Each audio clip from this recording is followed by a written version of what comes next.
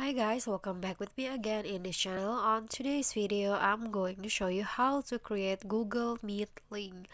So if you want to start a meeting in Google Meet, you need to create the Google Meet link first and then share it into to your attendees of meetings. So I'm going to show you how. First, open your Google Meet apps on your phone, and then here click on new meetings, and then there are two options that you can do. So you can first you can get a meeting link to share first, and then you click on copy, or you can share the invite first and then invite the person that you want to add to the meeting.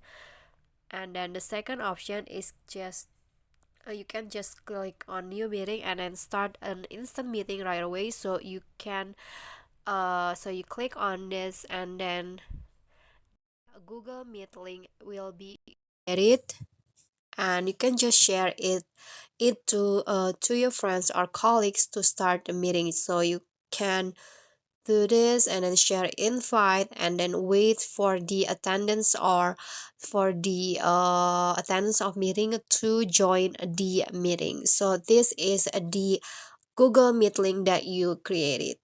Okay, so that's all from me. That is how you can create Google Meet link. I hope this video is helpful to you.